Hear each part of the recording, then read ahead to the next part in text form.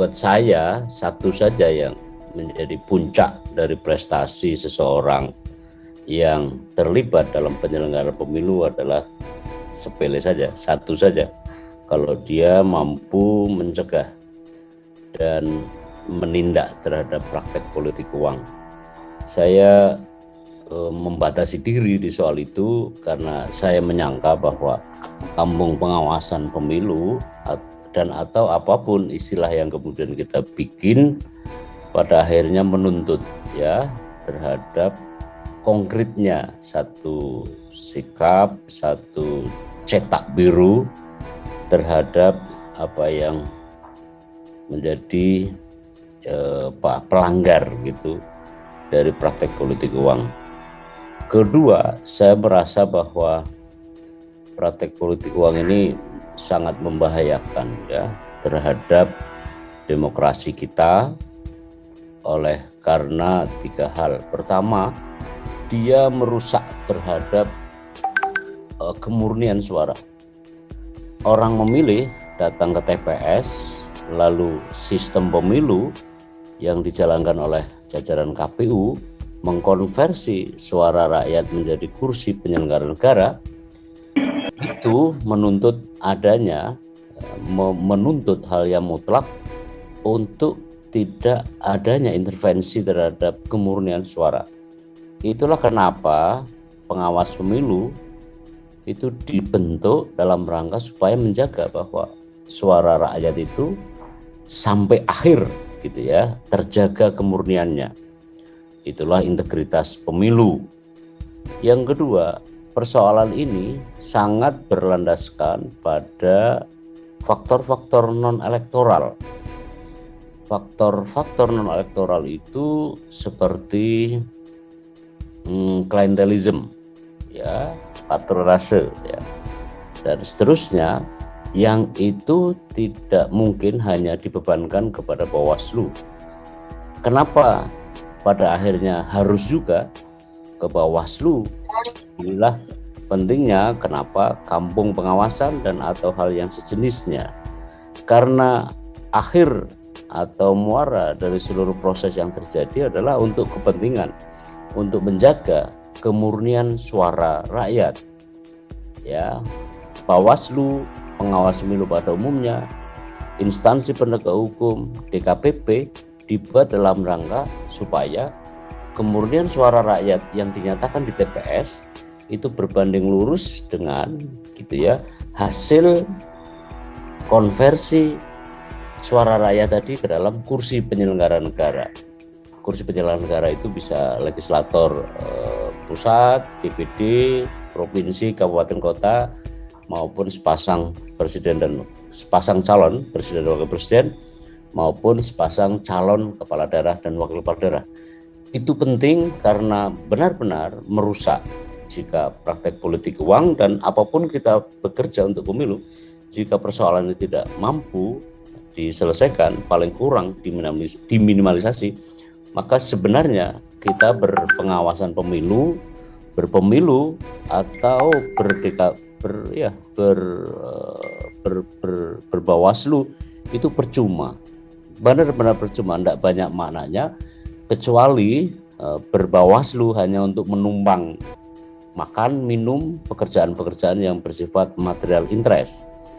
Nah, saya kira Bawaslu harus jelas posisinya di mana, bahwa dia bikin banyak sekali ornamen apapun, pada akhirnya jika tidak diabdikan untuk mencegah kemurnian suara rakyat, itu hampir esensi dari demokrasi elektoral, pemilu pada yang kita kenal itu tidak ada manfaatnya. Nah, dari situ saya akan berpijak terkait dengan masalah ini. Nah, saya akan menyampaikan beberapa rumusan mengenai politik uang dulu. Politik uang itu adalah pemberian uang, barang, dan atau jasa atau materi lainnya yang dapat dikonversi dengan nilai uang, gitu ya. Jadi tidak hanya uangnya itu sendiri, tetapi juga bisa dikonversi dengan uang, senilai dengan uang. Politik uang adalah distribusi uang oleh bohir Bohir itu sekondan dari para mereka yang membagi uang kepada pemilih dengan harapan bahwa mereka pemilih itu melakukan untuk memilih dan atau tidak memilih kepada peserta pemilu sebagaimana kehendak para bohir. Pemberian uang itu dalam banyak kasus itu tidak hanya untuk memilih kepada dirinya, tetapi dan atau justru untuk tidak memilih kepada orang lain, tentu rivalnya atau mereka yang tidak diusungnya. Politik uang itu bisa juga menjanjikan atau memberikan imbalan kepada pemilih untuk menggunakan hak memilih atau tidak menggunakan hak memilih. Karena ada juga seperti di kasus di Madinah tahun 2010, justru supaya orang tidak menggunakan hak memilih orang lain yang menjadi rivalnya. Larangan sumber dana kampanye dari sumber yang tidak jelas ini juga masuk dalam politik uang. Ya, selain pihak asing, kemudian penyumbang yang tidak jelas identitasnya, hasil tindak pidana pemilu, dan seterusnya. Penyumbang yang tidak jelas identitasnya adalah yang dulu sering dikonotasi sebagai misalnya hamba Allah dan seterusnya. Dimensi yang terstruktur, sistematis, dan masif itu juga bagian dari satu dimensi diantaranya politik uang. Teman-teman dan para partisipan yang saya hormati, saya merumuskan politik uang secara tersendiri hasil rangkuman dari pengalaman saya dalam 15 tahun terakhir, bahwa politik uang itu adalah satu kondisi di mana para pemilih yang tidak memiliki uang. Jadi pemilih yang tidak memiliki uang itu pemilih yang tidak memiliki uang, karena pemilih tidak memiliki uang dalam jumlah cukup, ya, dalam jumlah cukup, atau oleh akibat kapasitas daya beli masyarakat pemilih yang rendah. Nah, itu kemudian bertemu kepentingan dengan bohir, ya, kira-kira pembagi uang tadi itu, botoh, maklar, ya, atau sejenisnya, yang memang dia kendati pun tidak punya suara, namun mereka itu bergelimang uang dalam situasi di mana ini dia kapasitas otoritas pengawasan pemilu yang tidak memadai. Kapasitas otoritas pengawasan pemilu yang tidak memadai dengan segala alasan ketiadaan kehadiran atau abai, ya, atau bahkan ketidakmampuan untuk menerjemahkan aturan, dan atau, ya, karena persoalan-persoalan misalnya debat dengan penegak hukum. Tetapi itu seluruhnya adalah menunjukkan situasi kapasitas otoritas yang minimal, yang tidak memadai. Nah, kemudian berbanding lurus dengan, ya, jadi sehingga mereka yang punya niatan buruk tadi itu semakin terbuka kesempatan.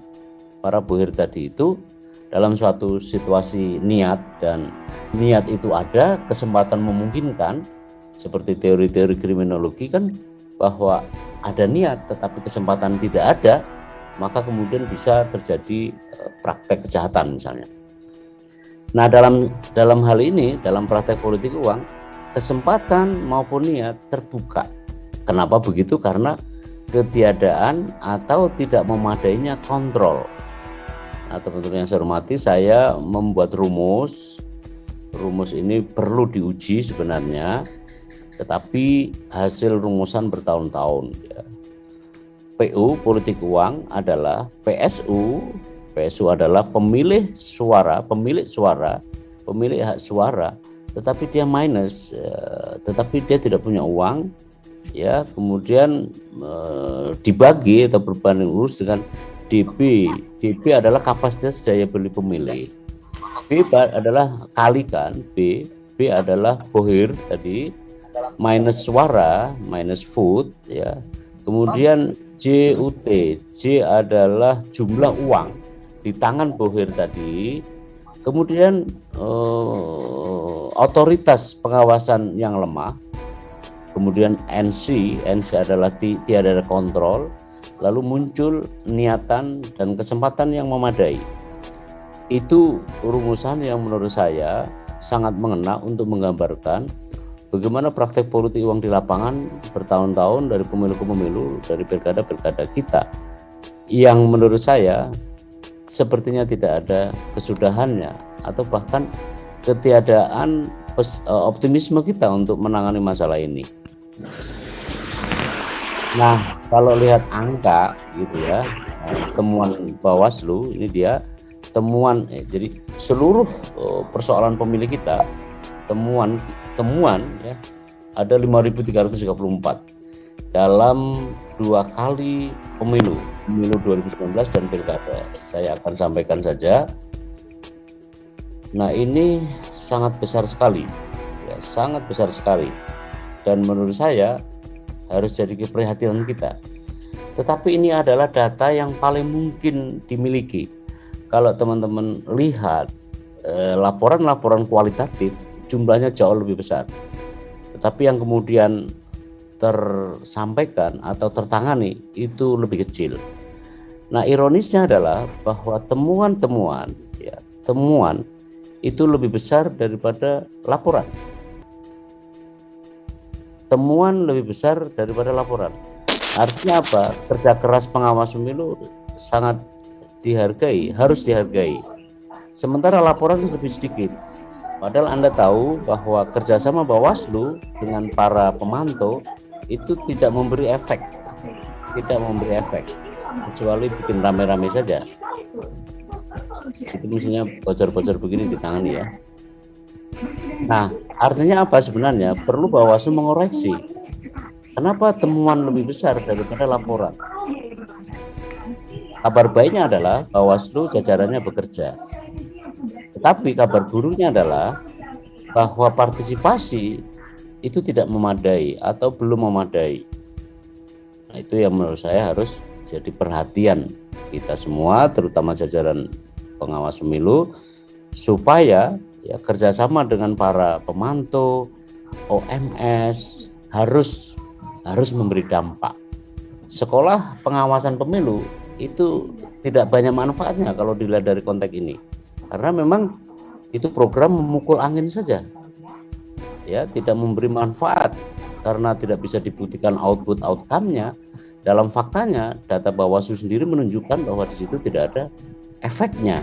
Seharusnya begitu kemudiannya diselenggarakan sekolah kader pengawasan pemilu, ini bisa berseimbangan. Tapi nyatanya tidak, selain anggaran saja yang besar. Apakah kemudian itu bagian dari inklusivitas? Enggak. Inklusivitas tidak diciptakan dari cara model seperti itu. Ya.